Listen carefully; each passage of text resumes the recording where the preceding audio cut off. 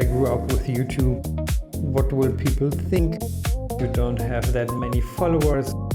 Hello everybody and welcome to Plantivalo. I have bought some new succulents and I have to repot some old succulents also, and I thought why not take you guys along with me and show you what I do once I repot the succulents that came in the nursery pot, because oftentimes they are in a completely wrong substrate, like these lithops for example. These are not new, I had them for quite some time, but you actually have to wait once they consume their old leaves and the new leaves sprout from underneath. That's the exact time point you should repot them, and they are in almost 100% organic media, which is not suitable at all for lithops. They need to be in very inorganic heavy media, so that is what we are going to do today.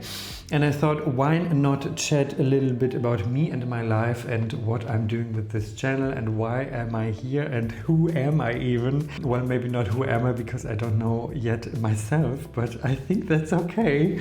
So yeah, let's dive right in, shall we? So the new plants that I bought was this euphorbia. I forgot again what it is called. It doesn't have a name tag. I did some research, but I forgot again. And this is a lovely echeveria, and this is Echeveria belly dancer. It has those crinkly leaves and it looks like it has some variegation on the leaf margins, which is really nice. It has glaucous leaves with some pink hues, some blue hues, some white hues. It is just looking amazing, and the substrate doesn't look too bad. It's very airy and has some inorganic material in it, but I like to exchange all unknown substrates with my own, because then I can water them more or less all the same, all the succulents, and I don't have to worry about different watering regimens, and that makes things much more easy for me. So I would say let's start with the euphorbia, because this is a little bit more tricky because of the milky juice. You have to be careful. It can be a little bit irritating. For me at least it isn't that irritating, because when I bought it I also crushed some of the spikes and the milky juice came out and nothing happened, so I'm not that worried. And what I do with succulents, I let them dry out beforehand so that there is not a high chance of bacterial infections or something like that happening in the root system. Yeah, let's dive right in and remove the soil. And I can see that this is 100% organic media, which is not suitable for succulent euphorbia, so I will attempt to remove all of it. So yeah, I think I haven't said my name once on this channel. It is Johan, or as a former colleague of mine would say, Johan, which was really funny because her name was Julia, or I would call her Julia, and for some reason we thought it is very funny to, let's say, anglify our names, so we like to make them sound more international. So yes, my name is Johan. So I thought it would be quite interesting for you to know why I even started this channel, because I have a feeling that a lot of people just want to get famous. They get on here and they want to go viral and to have some recognition for what they are doing. That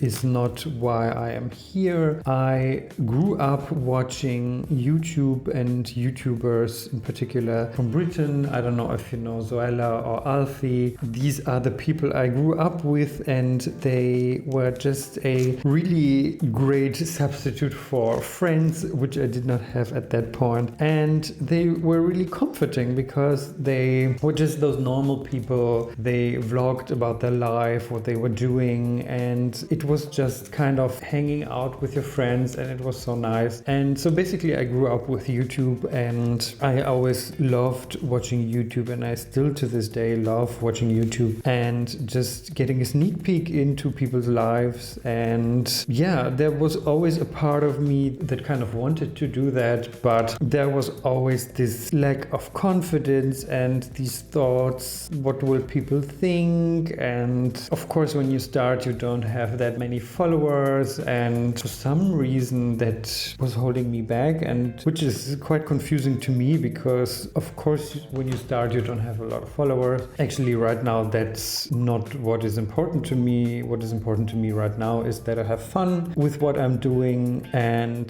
I really enjoy doing YouTube. I cannot think about a time where I have more fun than doing YouTube. Maybe when I did my PhD, yes, but it was also very stressful. And YouTube doesn't really feel like a job to me. It's just feels like a fun project I'm doing, and this really makes me happy. And the reason I actually started YouTube is because I wanted to speak in English again. I don't know if you could tell, but I'm not a native English speaker. I am German. So I'm going to use a fork because there is some organic media in here stuck, and I'm trying to be very careful to remove this material because I don't want to have this much organic material stuck right next to the taproot. So yeah, I will try to remove that. I wanted to improve my English speaking skills because I thought I was pretty good at speaking English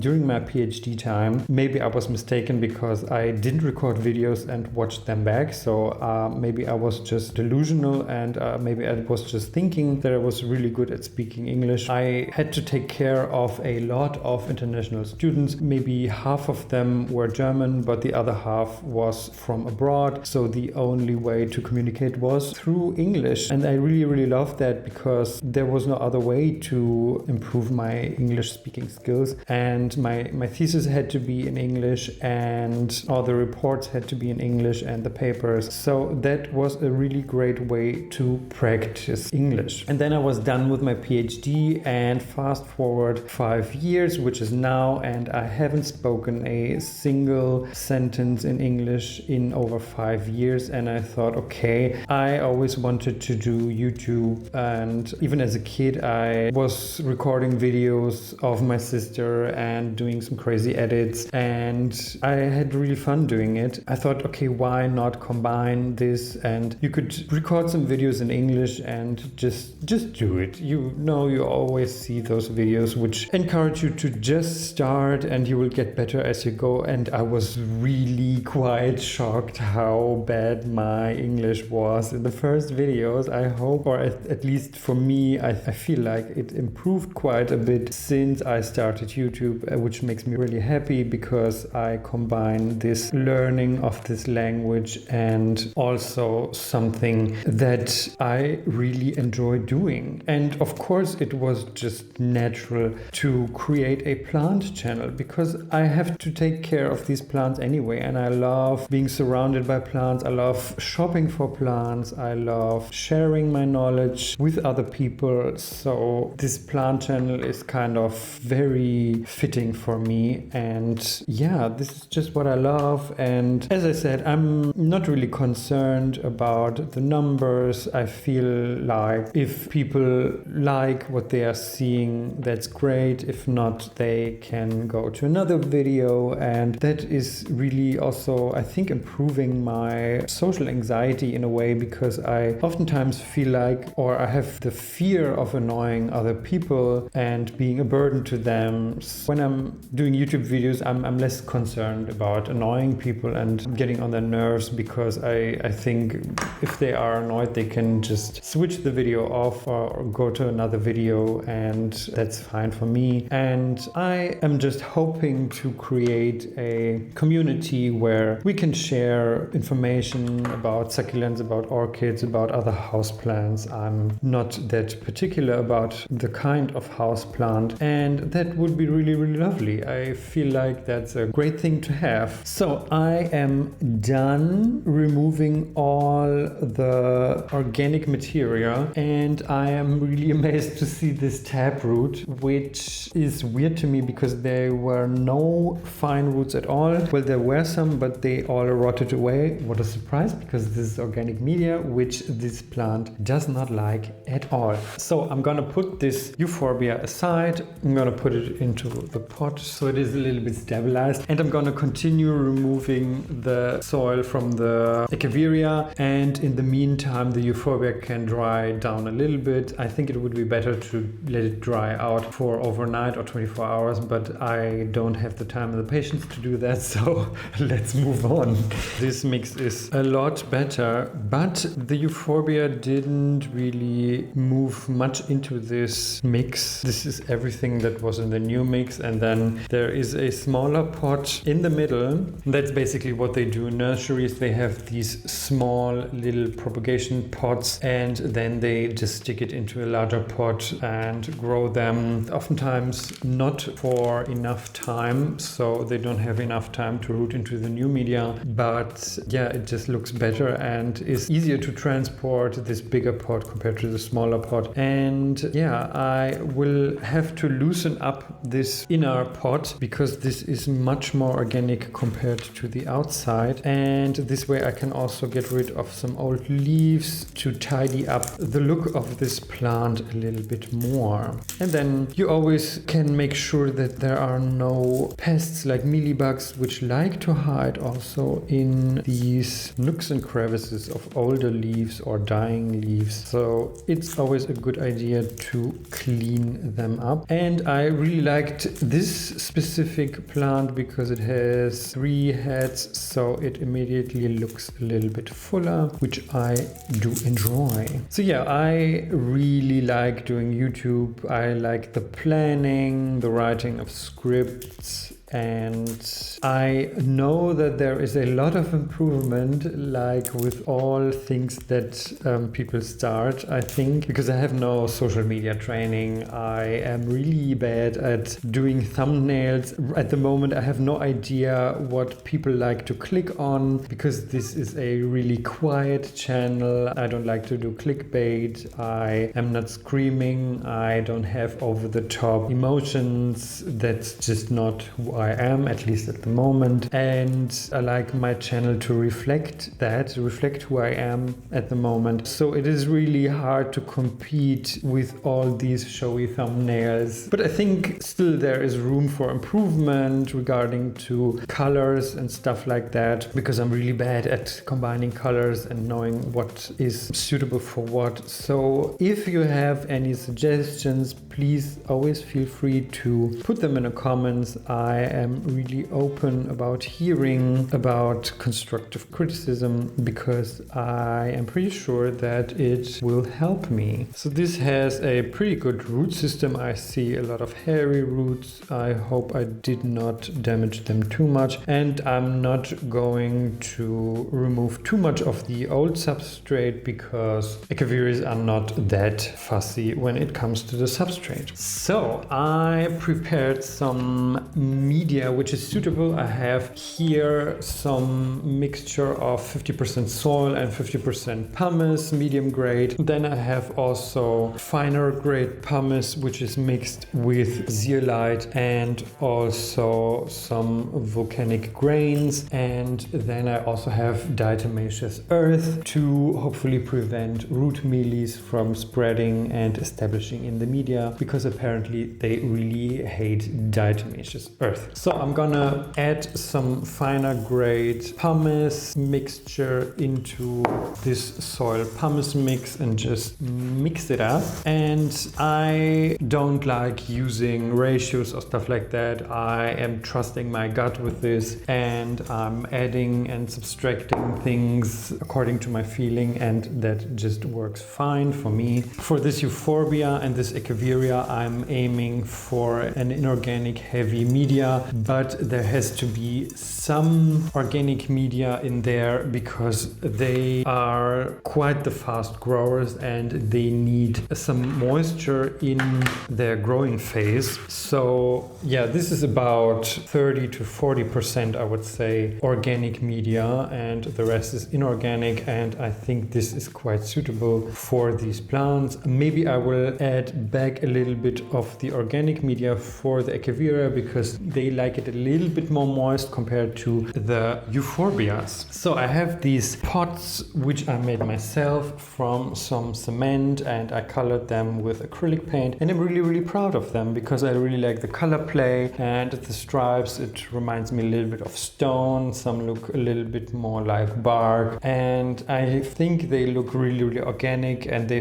perfectly fit into my succulent vibe, and I really like them. There are holes in the bottom, of course, because this is very important for succulents, that they have good drainage, and I'm gonna put some plastic mesh on the bottom. I'm just gonna see how much I need, and then the substrate will weigh down this plastic mesh. And yeah, the mesh is just to prevent the substrate from falling through the holes, especially while watering. So yeah, we don't want that. So I'm gonna put in some of the media, and then I'm gonna just dig a little hole in the middle and hopefully place this euphorbia in the middle. I want it to be a little bit on top, maybe a little bit more, so we can hopefully see a little bit of the root, maybe like this. And then I'm gonna just add some substrate around it to stabilize this whole thing. So because of the crown, it's really difficult to get the substrate near the taproot, so I'm carefully using my fork to get the substrate where I want it to be. I'm gonna also tap and add more. Yeah, right now I cannot see much of the taproot, but it's okay. It's a small plant. If I put it up much higher, this plant won't be stable in its pot. So I am fine with that. I think this plant will grow, and then in the future we can see if we can relocate this plant and move it a little bit higher. But right now I think that is okay. We can see a little bit of the root if we look closely, and that is fine for me. I hope that's enough root that is in the substrate to keep this plant putting out more roots. Let's put it aside for now and focus on the euphorbia. And I'm not sure which pot I'm gonna use with this color. I feel like the brown pot and the glaucous echeveria pops quite good, and this is, I feel like, too much tone in tone. What do you guys think? I think the brown pot is the one to be, because the stripes also match the echeveria quite nicely. So again, I'm seeing how much of the mesh I will need, and then just put it on the bottom. And as I said, for the echeveria, I am going to add a little bit of the organic material back, just so it can hold on to a little bit more moisture, because they are quite thirsty. Again, same thing, a little hole in the bottom, and then I'm going to add the material on the side. Then I'm gonna tap so that the substrate can go into all the nooks and crannies where I'm unable to put it myself. So yeah, I'm pretty happy how this looks. This is a really nice contrast. I'm quite glad I took this pot. Now I have to remove the substrate from these lithops plants, which is also a first for me. So please don't think I'm an expert with this. These are the first lithops I own. I waited all this time for them to absorb their old leaves, which they did. And yeah, apparently this is the best time to repot them now. So that is what I'm going to do. There are some roots at the bottom. I'm not going to remove them, although I read that they lose their old roots. I don't know if these are root mealies or if this is perlite. I think this is perlite. Yeah, and the roots look pretty dead to me, but they will help me to stabilize them in their pot. And I'm gonna do the same thing with the other one. Same thing here. There is a root system, but I'm pretty sure that they are dead. I'm quite hesitant to remove the old leaves. Oh no, it's okay. But I want to, because I am afraid that they will rot, and I'm not sure how the roots will grow out out of these old leaves because in my mind they are hindering the root growth. But yeah, in nature nobody will remove those old leaves. I think it's just for the looks of it all, and it's really difficult to do because I don't want to damage the new leaves, because I don't want them to rot. Oh, this one is much easier to remove. It just popped right off in one single move. This is unfortunately the only pot I have left, which is really big, but we have to work with what we got. Again, cutting up some mesh, and for the lithops I will actually use a little bit more, much more inorganic media, because they are really prone to rotting, and add a little bit of the old substrate they were in, because there's some perlite in there, and this is actually a fluffy mix which I like. I'm gonna use most of the euphorbia substrate mix because it is very chunky and airy, and there is actually some pumice in there, so I can reuse all of it, which I love. So now I will again fill this pot up. And I really have no issue finding new ideas for videos, which is also making me very happy, because this creative work really is my thing at the moment, at least. And I hope that at some point there will be some more viewers, because not because I need the validation, but I would like some engagement, like some comments, and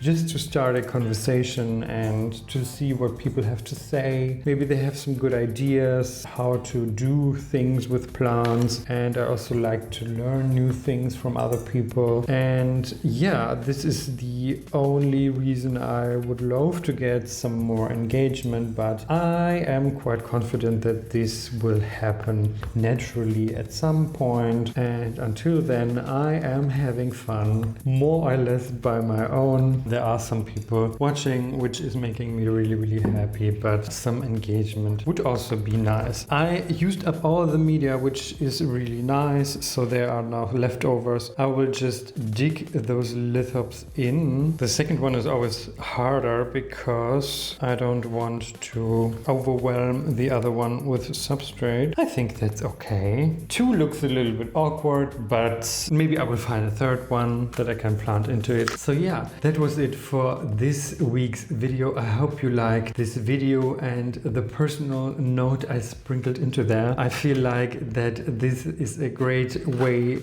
to talk a little bit more about myself while I am doing things where I cannot explain too much, like for example repotting. And maybe you are also interested in who I am and what I'm doing with this channel. So I hope you liked this video, and if you did, please give it a thumbs up and consider subscribing to this channel so this community can grow and we can share our plant knowledge together. And I hope I will see you in the next video. Bye!